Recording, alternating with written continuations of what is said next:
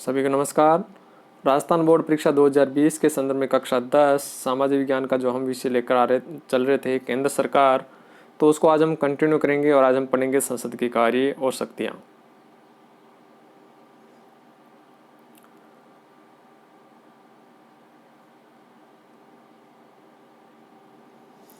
तो संसद के कार्य और शक्तियों में हम देखें, सबसे पहले जो कार्य आते हैं संसद का वो है विधायी शक्तियाँ। विधायी शक्ति में हम देखें कि राष्ट्रीय हितों को ध्यान में रखते हुए संसद है वो कानून निर्माण करती है। ये संसद का सर्व प्रमुख के कार्य है कानून का निर्माण करना। ठीक है, अगले स्टेप हम देखते हैं कि कानून किन विषयों पर बनाएगी संसद। तो संसद एक कानून बना सकती है संघ सूची के विषयों पर। इसके अलावा वो अवशिष्ट सूची के जो विषय हैं जो संविधान में वर्णित नहीं है उस पर कानून बना सकती है। इसके अलावा समवर्ती सूची है उसके विषयों पर भी कानून बना सकती है। आपको बता दें कि समवर्ती जो विषय होते हैं उस पर केंद्र और राज्य दोनों ही कानून बना सकते हैं।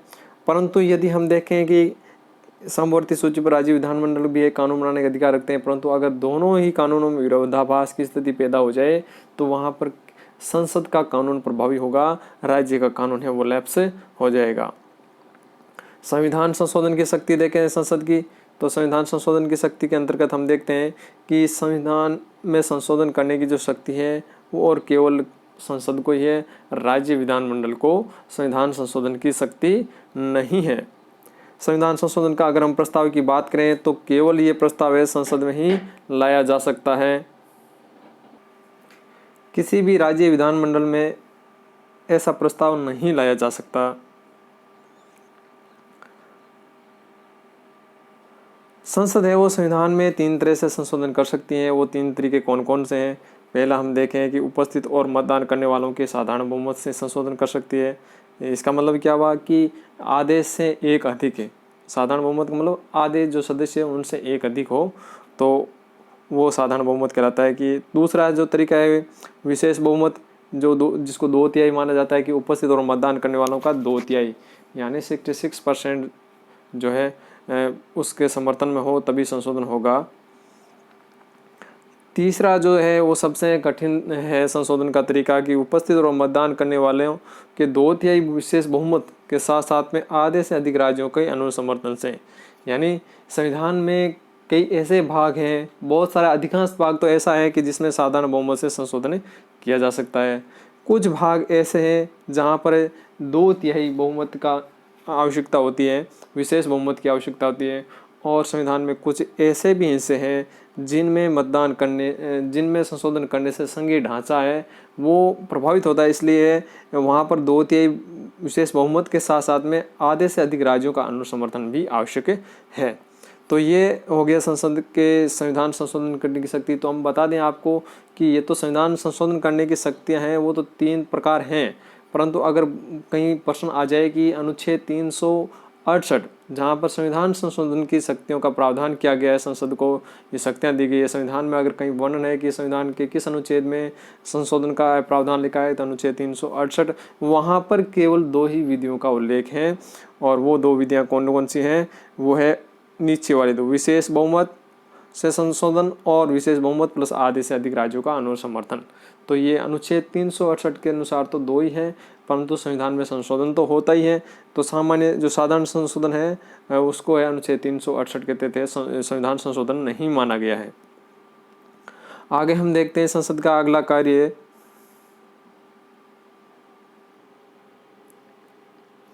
अगला जो हमारा देखें संसद की शक्ति, उसमें हम देखते हैं संसद की जो शक्ति है वो कौन सी है? वित्तीय शक्ति। वित्तीय शक्तियाँ तो उसमें हम देखें कौन सा आ रहा है। तो सबसे पहले है कि राष्ट्रीय वित्त पर अगर किसी का अधिकार है तो वो है संसद का। तो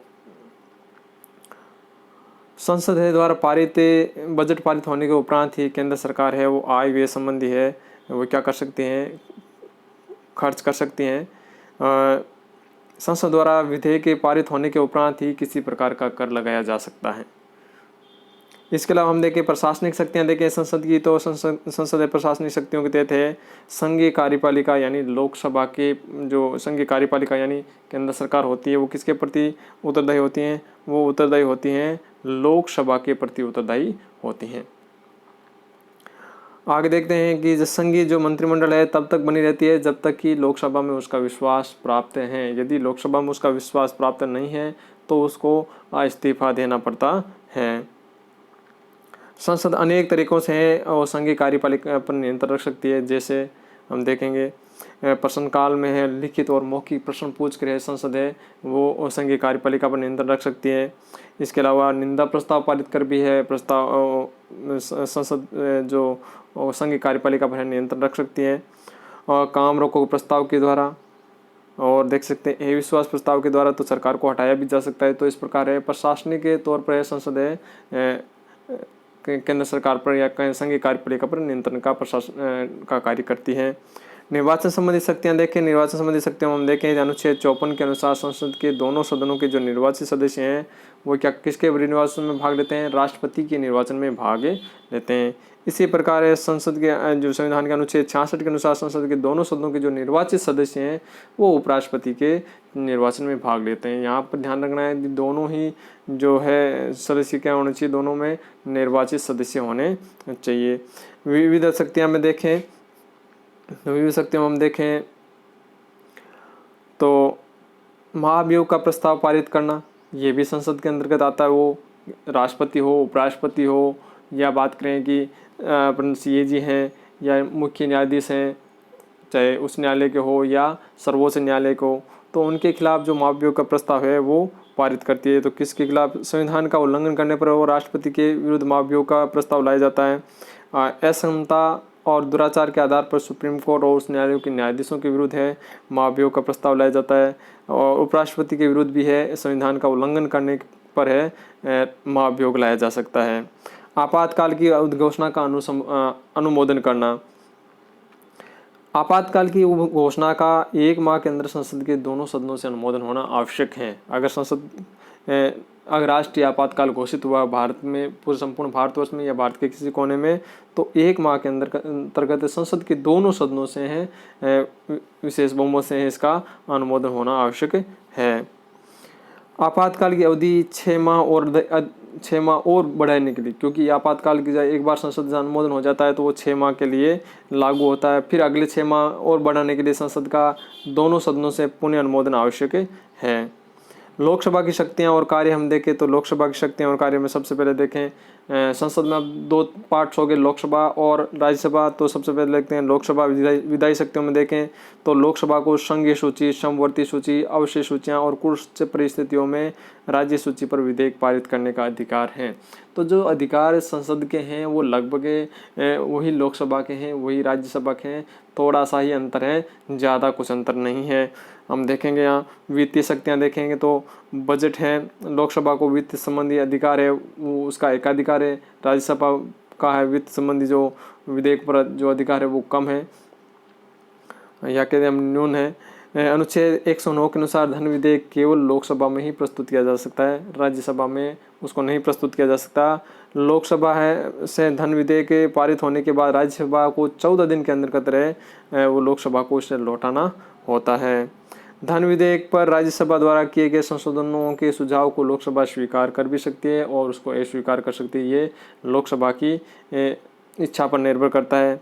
लोकसभा कार्यपालिका पर भी नियंत्रण रखती है। कैसे कि लोकसभा में जो भी हमारे संघीय कार्यपालिका केंद्र सरकार है या उसका केंद्रीय मंत्रिपरिषद मंत्रिमंडल है वो लोकसभा के प्रति सामूहिक रूप से उत्तरदायी होती हैं।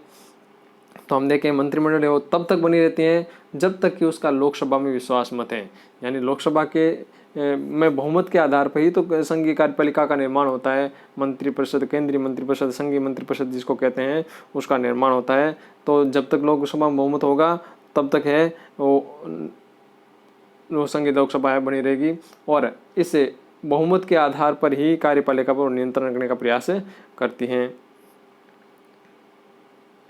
संविधान संशोधन की शक्ति की बात करें तो लोकसभा है वो संविधान में किसी प्रकार का संशोधन करने का प्रस्ताव है ला सकती है। राज्यसभा और दोनों लोकसभा और राज्यसभा दोनों से ऐसे विधेयक पारित होना आवश्यक है। निर्वाचक मंडल के रूप में हम कार्य देखें तो लोकसभा राष्ट्रपति और उपराष्ट्रपति के निर्वाचन में निर्वाचक मंडल के रूप में कार्य करती है, यानी इसके सदस्य राष्ट्रपति और उपराष्ट्रपति के निर्वाचन में भाग लेते हैं। राज्यसभा के कार्य और शक्तियां देखें तो राज्यसभा के कार्य शक्तियाँ देखें, विधायी शक्तियाँ, तो लोकसभा के समान राज्यसभा को भी विधि निर्माण के अधिकार प्राप्त हैं। जो कानून बनेगा लोकसभा विधि निर्माण का कानून है, लोकसभा से भी प्रारंभ किया जा सकता है और राज्यसभा से भी ऐसे विधेयक हैं प्रारंभ किए जा सकते हैं। वित्तीय विधेयक के संबंध में, यानी जो धन विधेयक या वित्त विधेयक से संबंधित इतर विधेयक हैं, वो उसके संबंध में लोकसभा और राज्यसभा की शक्तियां हैं वो बराबर है, परंतु एक स्थिति में कि जब ये स्थिति आ जाए कि संयुक्त अधिवेशन न हो तब तक दोनों की स्थितियां बराबर है, परंतु संयुक्त अधिवेशन में लोकसभा का पलड़ा भारी हो जाता है क्योंकि लोकसभा के सदस्यों की संख्या ज़्यादा है। संविधान संशोधन की शक्ति हम देखें तो संविधान संशोधन की शक्ति में हम देखें कि संविधान संशोधन विधेयक में लोकसभा और राज्यसभा को बराबर शक्तियां प्रदान की गई हैं। संविधान संशोधन के मामले में दोनों में बराबर शक्तियां प्रदान है। इसमें दोनों में से किसी एक की सहमति से ही संविधान संशोधन प्रस्ताव गिर जाता है। वित्तीय शक्तियों के देखें तो वित्तीय शक्तियां हैं के संबंध में राज्यसभा की स्थिति है वो काफ़ी दुर्बल है। इस पर लोकसभा का एकाधिकार है। राज्यसभा जो धन विधेयक को अधिक से अधिक 14 दिन तक अपने पास में रोक सकती है, इसके बाद उसको उसे लोकसभा को लौटाना पड़ता है, चाहे उसने पास किया हो या नहीं किया हो। अगर पास नहीं करते हैं तो ऐसा माना जाता है कि उसने लोकसभा को लौटा दिया है।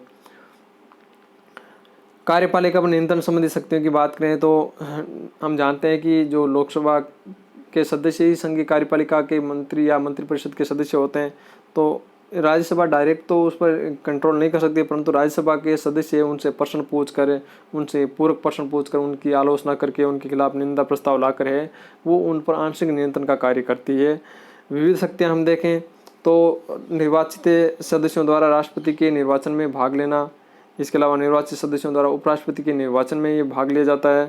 राष्ट्रपति, उपराष्ट्रपति, न्यायाधीश और अन्य पदाधिकारियों के विरुद्ध जब महाभियोग लगाया जाता है तो वो उसमें भी ये भाग लेते हैं, राज्यसभा भाग लेती है। महाभियोग प्रक्रिया लोकसभा और राज्यसभा दोनों में अलग अलग होना आवश्यक है, यानी महाभियोग की प्रस्ताव अगर एक सदन में लाया जाता है तो वहाँ से विशेष बहुमत से पारित होगा, तो फिर दूसरे सदन में भी उसे उसी विशेष बहुमत से पारित करना होगा, अलग अलग पारित होना जरूरी है। उपराष्ट्रपति के विरुद्ध हम देखें महाभियोग का प्रस्ताव केवल राज्यसभा में ही लाया जा सकता है। उपराष्ट्रपति के विरुद्ध जो महाभियोग का प्रस्ताव होगा वो लोकसभा में नहीं लाया जा सकता, वो राज्यसभा में लाया जा सकता है और उसमें विशेष बहुमत की आवश्यकता नहीं होती है। राज्यसभा के साधारण बहुमत से अगर वो विधेयक वो प्रस्ताव पारित हो गया हो और लोकसभा की केवल उसमें सहमति हो, यानी लोकसभा का ही साधारण बहुमत हो, तो उपराष्ट्रपति को यह पद रिक्त करना पड़ता है। आपातकाल का अनुमोदन है वो लोकसभा और राज्यसभा दोनों से अलग अलग होना आवश्यक है। विशेष अधिकार की बात करें तो राज्यसभा को कुछ विशेष अधिकार भी प्राप्त हैं, जैसे अनुच्छेद 249 में लिखा है कि राज्यसभा अपने 2/3 बहुमत से, कितने बहुमत से, 2/3, साधारण बहुमत नहीं, 2/3 बहुमत से है राज्य सूची के किसी भी विषय पर, राज्य सूची के किसी भी विषय को है वो राष्ट्रीय महत्व का घोषित कर सकती हैं। राज्य सूची का विषय उसको राष्ट्रीय विषय का घोषित करके है संसद को कानून बनाने का अधिकार दे सकती हैं। तो राज्य सूची के किसी विषय पर कानून बनाने का अधिकार अगर संसद को कोई दे सकता है तो वो राज्यसभा है, वहाँ लोकसभा है कोई कार्य नहीं कर सकती है। तो ये अधिकार राज्यसभा के ही पास में है। इसके अलावा अनुच्छेद 312 के अनुसार राज्यसभा अपने 2/3 बहुमत से प्रस्ताव पारित करे नहीं अखिल भारतीय सेवाएं स्थापित करने का अधिकार केंद्र सरकार को दे सकती हैं। केंद्र सरकार अपनी मर्जी से है कोई नई अखिल भारतीय सेवाएं प्रारंभ नहीं कर सकती हैं और ऐसा प्रारंभ करने के लिए, ऐसी सेवाएं प्रारंभ करने के लिए राज्यसभा ही केंद्र सरकार को ये अधिकार प्रदान करती हैं। आगे हम देखें कि विभिन्न विधेयकों के बारे में हमने चर्चा की, चाहे वो साधारण विधेयक हो, धन विधेयक हो, वित्त विधेयक हो या संविधान संशोधन विधेयक हो, तो उन पर हम देखें कि लोकसभा और राज्यसभा का क्या प्रभुत्व है। तो सबसे पहले देखते हैं साधारण विधेयक पर लोकसभा हम देखें किसका प्रभुत्व रहता है। तो साधारण विधेयक है लोकसभा से भी पारित होना जरूरी है और राज्यसभा से भी पारित होना चाहिए जरूरी है। तो एक दृष्टि से देखें तो दोनों का समान प्रभुत्व है, परंतु साधारण विधेयक के संबंध में क्या होती हैं कि जब दोनों सदनों में सहमति नहीं होती है तो संयुक्त अधिवेशन बुलाने का प्रावधान होता है। उस स्थिति में लोकसभा का पलड़ा भारी हो जाता है। तो अंतिम रूप से हम कहें तो साधारण विधेयक पर लोकसभा का प्रभुत्व भारी होता है।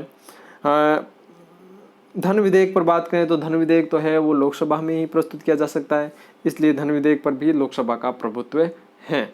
वित्त विधेयक की बात करें तो वित्त विधेयक भी धन विधेयक से संबंधित है, तो उस पर भी लोकसभा का प्रभुत्व होता है। वित्त विधेयक भी अब दो तरह के होते हैं, एक धन विधेयक प्रकार के होते हैं, तो धन विधेयक प्रकार के जो होंगे तो उन पर तो सीधा ही लोकसभा का प्रभुत्व है, क्योंकि वो तो सीधे ही लोकसभा में ही प्रस्तुत किए जा सकते हैं और राज्यसभा को तो केवल 14 दिन रोकने का अधिकार है। इसके अलावा कुछ वित्त विधेयक जो और धन विधेयक से इतर भी होते हैं, उन पर है साधारण विधेयक की भांति है प्रक्रिया चलती है। तो हम जानते हैं साधारण विधेयक में अंतिम रूप से संयुक्त अधिवेशन का है प्रावधान होता है, तो उस स्थिति में भी क्या होती है, लोकसभा का प्रभुत्व रहता है, लोकसभा का पलड़ा भारी रहता है। तो इस प्रकार हम कह सकते हैं साधारण विधेयक, धन विधेयक और वित्त विधेयक पर है लोकसभा का प्रभुत्व रहता है। परंतु हम बात करें संविधान संशोधन विधेयक की, तो वहाँ पर लोकसभा और राज्यसभा का समान प्रभुत्व होता है, वहाँ पर किसी का पलड़ा भारी नहीं होता है। संविधान संशोधन विधेयक है दोनों सदनों से, लोकसभा और राज्यसभा दोनों से अलग अलग पारित होना आवश्यक है, अन्यथा वो संविधान संशोधन विधेयक नहीं माना जाएगा। अब तक के लिए इतना, धन्यवाद। आशा करता हूँ आपको वीडियो अच्छा लगा होगा।